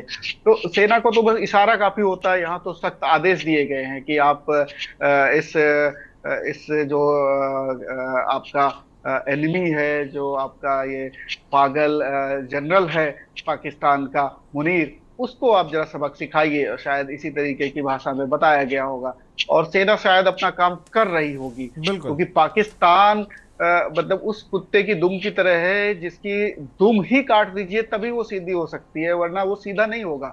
तो शायद हमारी सरकार कदम उठा रही है और हमारे सैन्य फोर्सेस जो है उसको कड़ाई से उसका जवाब दे रहे होंगे। सुबह तक इस खबरें भी आ जाएंगी कि क्या कुछ आज पाकिस्तान ने खोया आज रात में ये हिमाकत करके। हालांकि अभी काफी समय से इस तरीके के ड्रोन के उड़ने के और इस तरीके के गोलीबारी के खबरें नहीं आ रही हैं, लेकिन सीज फायर का उल्लंघन उसने किया है और उसका जवाब भी भारतीय फौजों ने दिया होगा, यह हमें भरोसा करना चाहिए। अब आगे चूंकि बात हुई होगी वहां के एनएसए से, वहां के जो भी डीजीएमओ होगा उससे कि आप इनको सीरियसली लीजिए, जिस तरीके से विक्रम सिंह साहब कह रहे थे कि पाकिस्तान को सीरियसली लेना चाहिए इन सीज फायर को। अगर नहीं लेंगे तो इसके गंभीर परिणाम होंगे। तो वो शायद बातचीत भी चल रही होगी और भारतीय सेनाओं ने निश्चित तौर पर हमें भरोसा करना चाहिए कि इसका माकूल जवाब दे रही होंगी या दे चुकी होंगी, क्योंकि दे ही रही हैं और अभी भी देंगी। आप ये सोच रहे हैं ना कि आप पाकिस्तान के मन में ये है कि हम मिल आए, व्हाइट हाउस हुआ है, कहीं हुआ है और सऊदी अरब ने मदद कर दी, ऐसी खबरें आ रही हैं कि सऊदी अरब और अमेरिका ने मिलकर समझौता और सीज फायर की बात कही है। लेकिन बड़ा सवाल यही है कि आप समझौता कराते रहिए, ये कुत्तों की तरह पेडिग्री मांगते रहें, तो इनके लिए पेडिग्री सेना की गोली है। जब ये खा लेंगे इनकी भूख मर जाएगी। और जो मुनीर सोच रहा है कि वो कुछ और लिखना चाह रहा है, तो उसके लिए तो फिर वही है कि मुझे नहीं कहना चाहिए लेकिन मैं कह रहा हूँ, लातों के भूत बातों से बिल्कुल नहीं मानते हैं। ये वही पाकिस्तानी जनरल है जिसको सिर्फ और सिर्फ लातों के भूखा है और ये पूरे पाकिस्तान को एक आग की भट्टी में झोंक रहा है, जिसके परिणाम बहुत खराब होने वाले हैं। महेंद्र जी, ये इसका अपना पर्सनल एजेंडा है, वो इसका अपना ईगो है जिसको ये सेटिस्फाई करना चाह रहा है। इसको लेकिन हकीकत नहीं मालूम है, ये मतलब ये किस तरीके का है। ये धार्मिक उन्माद फैलाना चाह रहा है, ये अपनी पॉपुलेशन को धर्म के आधार पर सपोर्ट लेना चाह रहा है, ये सेना में धर्म का जहर घोलना चाह रहा है। तो ये जनरल बनने के लायक नहीं है। इसको जनरल बना दिया है किस तरीके से, ये लायक ही नहीं है किसी प्रोफेशनल आर्मी को हेड करने के, उसको लीड करने के। लेकिन अब चूंकि है, ये सच्चाई है और शायद इसी वजह से पाकिस्तान को ये दिन भी देखने पड़ रहे हैं, क्योंकि पाकिस्तान अगर इतनी बड़ी हिमाकत पहलगाम में नहीं करता तो भारतीय सरकार और भारतीय फौजें शायद इतने ताकत के साथ इतने रिटेलिएट नहीं करती, इतने भारी भरकम अपने हथियारों के साथ। लेकिन चूंकि वो इतना बड़ा उसने वो किया, हिमाकत की कि भारत में घुस के पहलगाम में निर्दोष लोगों की हत्या की और ये मैसेज देने की कोशिश की कि वो धर्म के आधार पर हत्याएं की जा रही हैं, जिससे कि हमारे यहाँ इंटरनल जो फैब्रिक है वो टूटे, हमारे यहाँ हिंदू मुसलमान हो और उसका फायदा वो उठाए। और उसके बाद वो फिर बड़ी तैयारी में, इसी तरीके की वो तैयारी में था, वो पहले से इस तरीके की तैयारी में था कि कुछ इस तरीके से बिगाड़ा जाए माहौल भारत का, कि अंदर भी उनके अंदर माहौल बिगड़े और बाहर हम फिर इस तरीके की हरकतें करें। क्योंकि एक दिन में ये इस तरीके की प्लानिंग नहीं हो सकती कि हम 400-500 ड्रोन छोड़ेंगे, हम मिसाइलें छोड़ेंगे, हम इन जगहों पे करेंगे। और अभी तो हाई रेजोल्यूशन इमेजेस की भी बात आई है कि मैक्सार से उन्होंने लिया है, तो उनकी तैयारियां बहुत पहले से थी। अब भारत सरकार को वो ये समझ रहा था कि इनके पास कोई इंफॉर्मेशन नहीं होगी, लेकिन वही है कि हम प्रोफेशनल आर्मी है, हम प्रोफेशनल, हमारे यहाँ एजेंसियां हैं वो 365x24x7 काम करती हैं। तो हमारे पास, हमारी रॉ के पास, हमारे इंटेलिजेंस एजेंसियों के पास सारी इंफॉर्मेशन थी और उसका हमने बहुत ही अच्छा इस्तेमाल किया कि जितने ठिकाने थे, टेररिस्ट कैंप थे, उनको हमने एक एक को चुन चुन के उन पे हमला किया, उनको निस्तनाबूद किया, उनको बर्बाद किया, मिट्टी में मिला दिया। और ये शायद उसको बर्दाश्त नहीं हुआ, उसने कल्पना भी नहीं की होगी कि इतना बड़ा हमला भारत सरकार और भारत की फौजें कर सकती हैं। क्योंकि उनको ये लग रहा था कि ज्यादा से ज्यादा वो पीओके में हमला करेंगे, भारत पीओके में हमला करेगा, लेकिन भारत ने उनके पंजाब में घुस के हमला किया, भारत ने पेशावर तक हमला किया। तो यानी कि हमारी रीच में उनका हर एयरबेस है, उनका हर मिलिट्री एस्टेब्लिशमेंट है, उनका हर आतंकवादी अड्डा है, उनकी हर आतंकी फैक्ट्री हमारी रीच में है। हम जब चाहें तबाह कर सकते हैं, और शायद यही उसको बर्दाश्त नहीं हो रहा, क्योंकि वो पाल रहा था उन आतंकवादियों को, और पूरा उनको जो है चाहे आर्थिक तौर पर हो, चाहे ट्रेनिंग के तौर पर हो, चाहे स्ट्रेटजी के तौर पर हो, वो उनको सपोर्ट दे रहा था, उनका इस्तेमाल कर रहा था, और अपने जनमानस को भारत के खिलाफ भड़काकर सपोर्ट लेना चाह रहा था। और वो शायद परवेज मुशर्रफ की तरह वो भी चाह रहा था कि वो भी इस पूरे देश पर एक मार्शल लॉ लगाए, एक मिलिट्री शासन करे, लेकिन वो शायद वो पूरा नहीं होगा उसका। और जिस तरीके से वो हिमाकत कर रहा है, तो इस बार भारतीय फौजों ने, भारत की सरकार ने उसको माकूल जवाब दिया है। अब आने वाले समय में कल ये पता चलेगा कि आज रात में क्या हमारी फौजों ने उसको माकूल जवाब दिया, और क्या उससे उसने कुछ सबक लिया या नहीं लिया, क्योंकि इंटरनेशनल बेइज्जती तो उसकी हो ही रही है, और उसके साथ में उन आकाओं की भी बेइज्जती उसने करा ली, जिनके कहने पे भारत सरकार इस बात को राजी हुई थी कि सीज फायर चलिए, हमारा अपर हैंड होने के बावजूद सीज फायर पर, प्रीमेच्योर सीज फायर जिसको कहा जाए अगर, तो उसको लिए राजी हो गई थी। लेकिन अब पाकिस्तान ने डोनाल्ड ट्रंप की भी एक तरीके से बेइज्जती करा दी, क्योंकि उनकी बात को भी उन्होंने ऑनर नहीं किया। बिल्कुल ऑनर क्या करेंगे, वो तो बात सुनता ही नहीं ना, उसको तो सिर्फ चाह रहा था कि हमें कुछ समय मिल जाए, वो तो पीठ पे छुरा भोंकना ही चाह रहा था। लेकिन मुझे जो विदेश मंत्री हैं अमेरिका के, उनसे बड़ी भाई 48 घंटे का जो अरे लिख रहे हो, ठीक है तुम्हें क्रेडिट चाहिए, तुम्हारे राष्ट्रपति को चाहिए नोबल, ले जाओ भाई, लेकिन झूठ मत परोसो। 48 घंटे की लॉन्ग नाइट कन्वर्सेशन किससे? जब आप 48 घंटे चर्चा कर रहे हो, तो ये क्या मुनीर के रिश्तेदार करा रहे हैं ये? बिल्कुल, वो अपनी बातों में ही कंट्राडिक्टरी हो जाते हैं कि भाई 48 घंटे से आप एक तरफ कह रहे हो, दावा कर रहे हो कि बात कर रहे थे, तो आपकी बात का कोई असर ही नहीं हो रहा था, कि आप रोक नहीं पाए, सीज फायर नहीं कर पाए कि भाई रुक जाइए, बातचीत तो होने दीजिए, अगर बातचीत विफल हो जाएगी तो आप फिर कर लीजिएगा आपस में।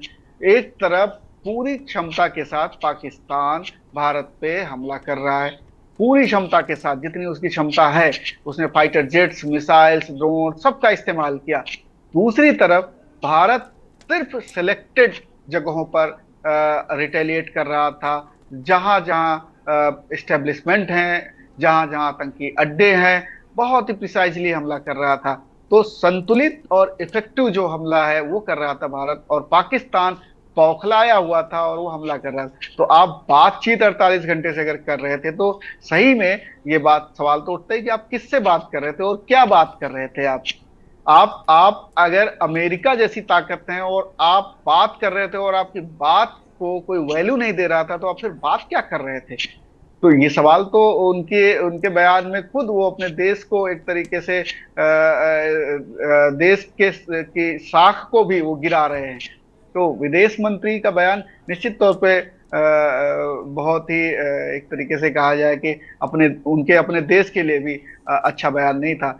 और जिस तरीके से ट्रंप साहब ने भी दोनों देशों के सीज फायर की घोषणा से पहले क्रेडिट लेने के लिए सोशल मीडिया पर डाल दिया कि साहब हमने जो है ये सीज फायर करा दिया।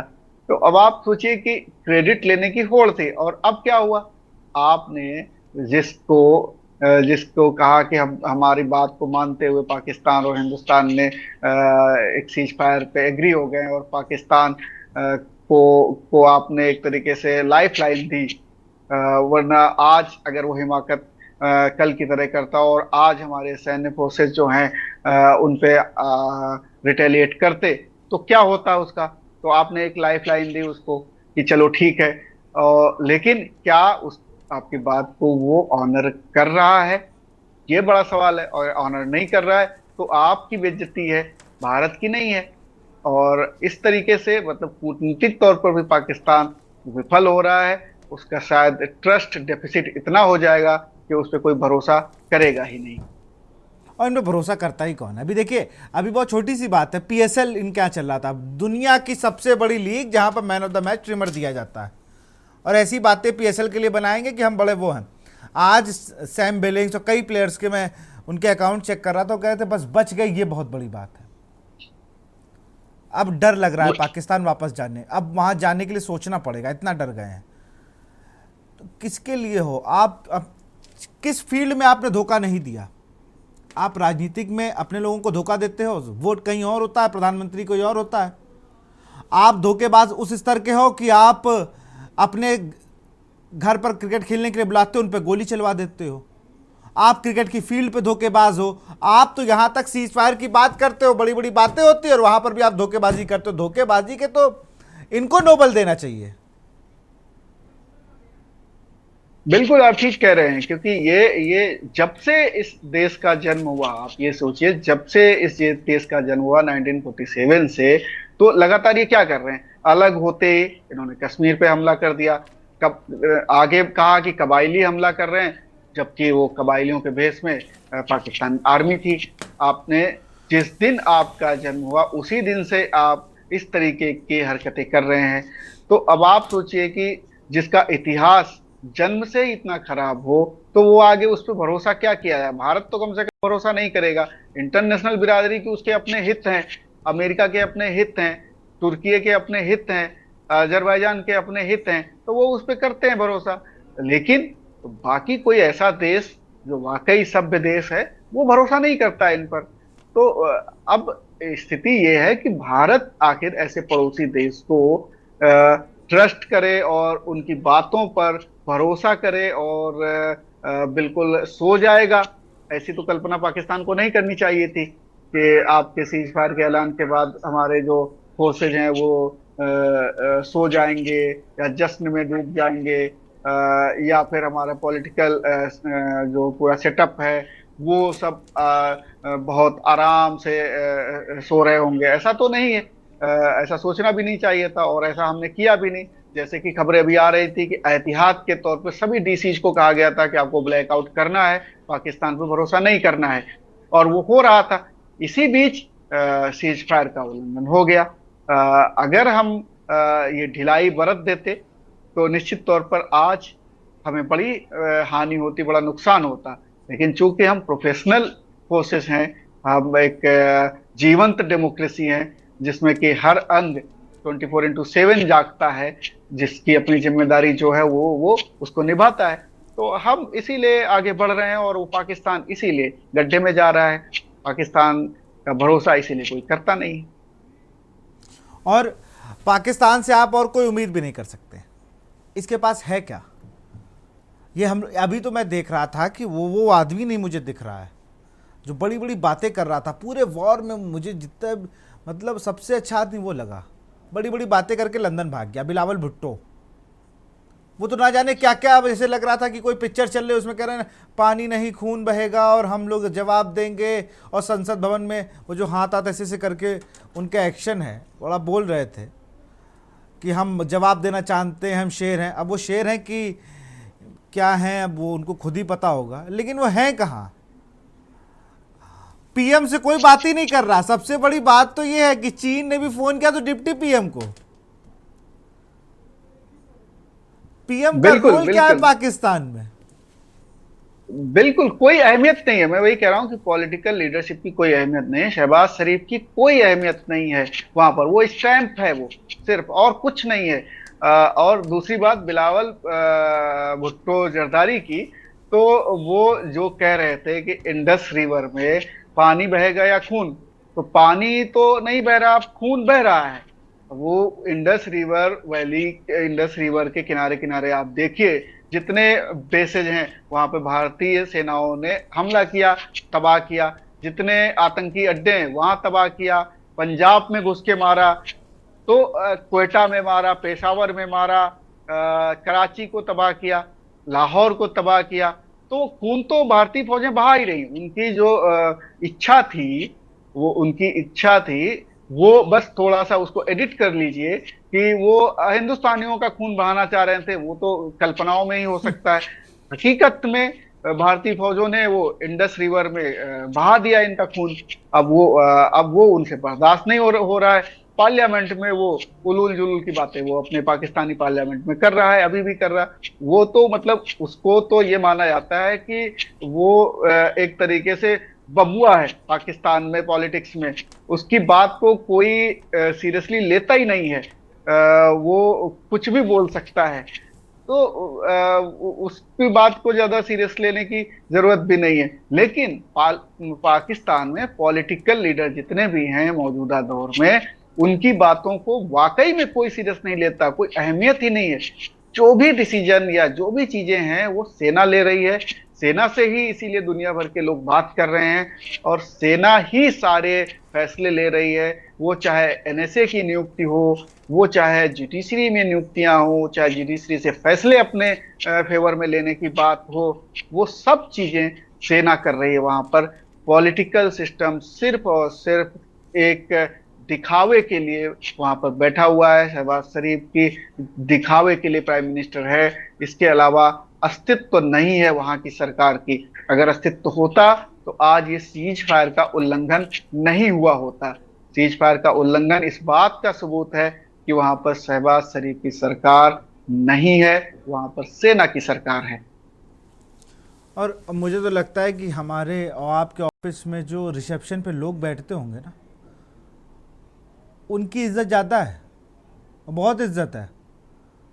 कम से कम लोग आ रहे हैं, पूछ रहे हैं कि हाँ भाई, वो उनके पास अधिकार है कि किससे मिलना है, कहाँ जाना है, क्या लेकर आए हो, सारी चीज़ों का अधिकार है। शहबाज शरीफ तो उनसे भी गए गुजरे हैं, उनसे गए गुजरे इन सेंस कि उनके पास कोई पावर ही नहीं है, उनका कुछ है ही नहीं, वो पूछ ही नहीं सकते। वो तो सिर्फ ऐसे बैठ गए मूर्ति की तरह कि भैया जो करना हो आप कर लो, हम जब मेरी उम्र हो गई, हमसे लिखवाओ पढ़वाओ नहीं, आप फ़ोन पे बात कर लो, मैं फ़ोन पे बात नहीं करूँ। मुझे लंदन जाना है, भैया मेरे वहाँ रहते हैं, मैं उनको बस अपडेट दे दूँ कि मैं ज़िंदा हूँ, और मैं आपकी जो आपने मुझे घुट्टी पिलाई है मैं लोगों को बोल देता हूँ, बाकी मुझसे कोई मतलब नहीं है।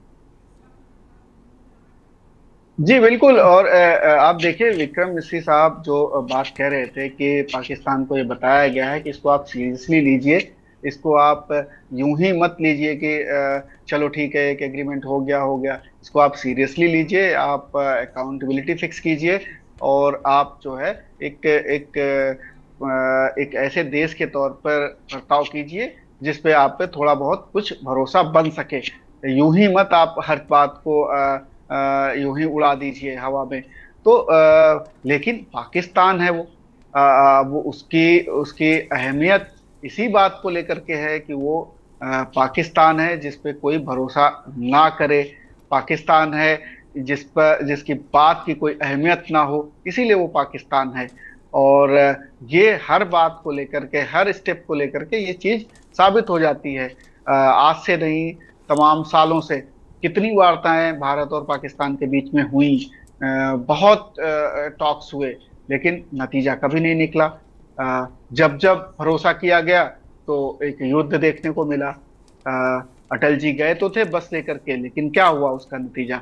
तो जब भी कभी भी किसी भी प्राइम मिनिस्टर ने बात करने की कोशिश की कि पड़ोसी हैं हम, ठीक से रहना चाहिए, पड़ोसी हम बदल नहीं सकते हैं, तो हमें ठीक से एक सौहार्दपूर्ण माहौल में रहना चाहिए, हमने ट्रेड को जारी रखा था अभी तक इतने खराब माहौल के बावजूद भी, लेकिन पाकिस्तान है फिर वो क्यों सुधरेगा। उसको तो अपनी नियति में यही लिखना है, बर्बादी लिखना है, तो वो बर्बादी खुद खुद अपना भाग्य वो लिख रहा है। एक ऐसा देश, एक फेल्ड स्टेट, जहां पर न डेमोक्रेसी है, ना जहां पर तरक्की है, ना जहां पर एजुकेशन है, वो देश भारत से भिड़ रहा है और अपने दुर्भाग्य की जो इबादत है वो खुद लिख रहा है।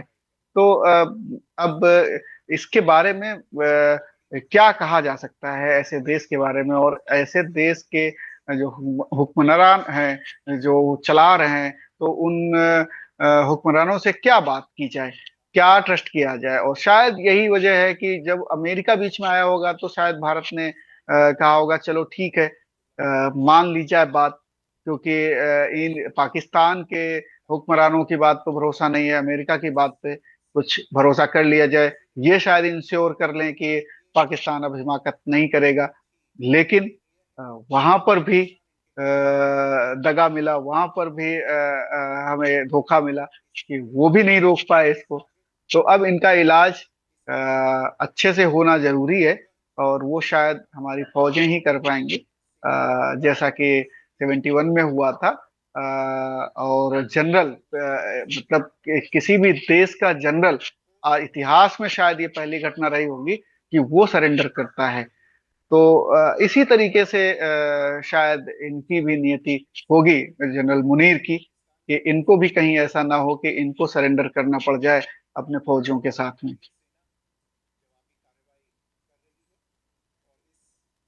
अगर सुबह बच्चा स्कूल जा रहा है फर्स्ट क्लास में, तो हो सकता है शाम को जब वो आए तो ग्रेजुएट हो जाए। क्योंकि पाकिस्तान तो वो देश है जहां पर पाकिस्तान की कोई टीम पाकिस्तान में नहीं रहती है, वो दुबई, कनाडा, लंदन यहाँ रहती है। जो जो क्रिकेटर्स ने पैसा कमा लिया वो लंदन, जो सरवाइव कर रहे हैं वो दुबई में नौकरी कर लेते हैं, और जो थोड़ा बीच की स्थिति में वो कनाडा चले जाते हैं।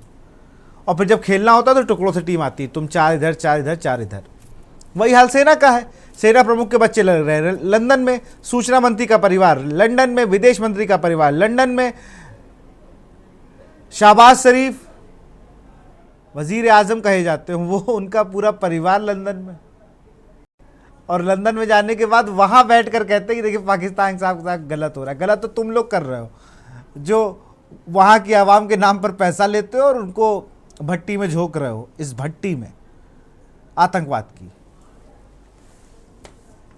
जी बिल्कुल, ये दरअसल ये बहुत करप्ट नेशन है, और इन्होंने बहुत पैसा बनाया है, और ब्रिटेन की शरण में चले जाते हैं, और ब्रिटेन भी इनको फेवर करता रहा है। ब्रिटेन भी अपनी पॉलिटिक्स करता रहा है कि भारत और पाकिस्तान लड़ते रहें, जिससे कि उनको एक तरीके से कहा जाए ना कि लड़ते हुए देखने में उनको आनंद आता है। तो वो ब्रिटेन भी उनको शरण देता है, और ये करप्ट हैं चूंकि, तो इन्होंने सब ने ब्रिटेन में अपनी संपत्तियां खरीद रखी हैं। वो जितने जनरल्स हैं, परवेज मुशर्रफ भी वहीं रहा करते थे, जितने जनरल्स हैं, जितने अधिकारी हैं और जितने नेता हैं, वो सब विदेशों में ही रहते हैं। अब तो दुबई में भी सबने अड्डे बना लिए हैं अपने। तो इनके पास पैसे की कमी नहीं है जो टॉप लेवल पे हैं। पैसे तो इन्होंने करप्शन से खूब कमाया, पाकिस्तान को कंगाल करने में यही सबका हाथ है। वरना ऐसा नहीं है कि पाकिस्तान में मिनरल्स नहीं है, पाकिस्तान में कुछ होता नहीं है, होता है। फर्टाइल लैंड है, बहुत अच्छा लैंड है। जब तक बंटवारा नहीं हुआ था तब तक पाकिस्तान बहुत ज़्यादा औद्योगिक तौर पर बहुत ज़्यादा समृद्ध था।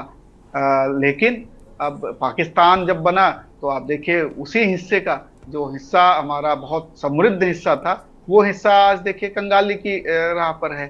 तो ये अब फेल्ड स्टेट है, और इसकी शायद नियति यही है कि इसको खत्म होना है, शायद इसको बहुत बुरे हालात में जाना है।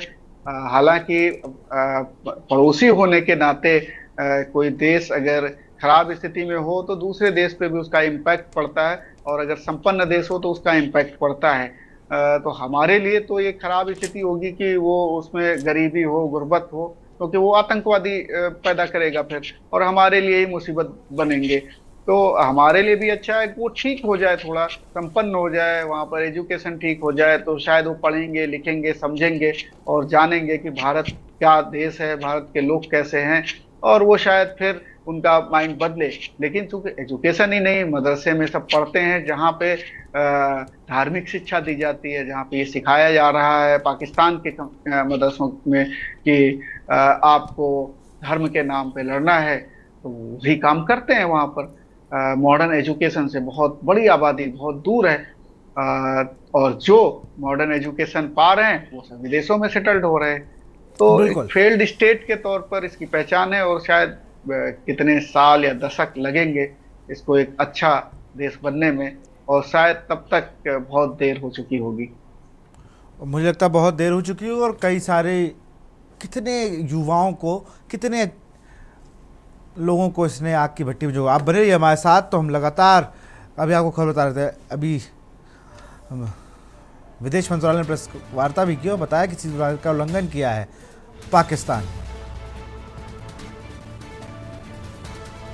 पाकिस्तान ने समझौते का उल्लंघन किया है। जैसे भी आप सुन रहे थे, हमारे विदेश सचिव विजय बसु ने जिस तरीके से बताया, और पाकिस्तान लगातार इन जो धोखेबाजी है वो उसकी रग रग में बसी है, वो उसका ईमान हो गया है। अब ऐसा जवाब उन्हें भारतीय सेना दे रही है कि मुझे लगता है वो कल सुबह या अभी कुछ ही देर में शायद प्रेस कॉन्फ्रेंस भी करने वाले हैं पाकिस्तान के सो कॉल्ड पीएम, जिन्हें लिखा पढ़ी में पीएम मान सकते हैं हम लोग, होते तो कोई और ही है वहाँ, तो उनके साथ वो प्रेस कॉन्फ्रेंस करेंगे और वो भी कुछ ज्ञानवर्धक बातें बताएंगे, लोगों पाकिस्तान की जनता को फिर से बरगलाएंगे। लेकिन सच पूरी दुनिया ने देख लिया कि आतंकवाद के साथ कौन है, और उन देशों के लिए भी एक चेतावनी है कि जो लोग आज आतंकवाद का सहयोग या उन्हें बढ़ाने की कोशिश कर रहे हैं, ये बैकफायर करेगा ना जब, तो आपका देश भी उससे छूता नहीं रहेगा। यहाँ रुकते छोटे से ब्रेक के लिए। आप देख रहे हैं के न्यूज़, खबरों का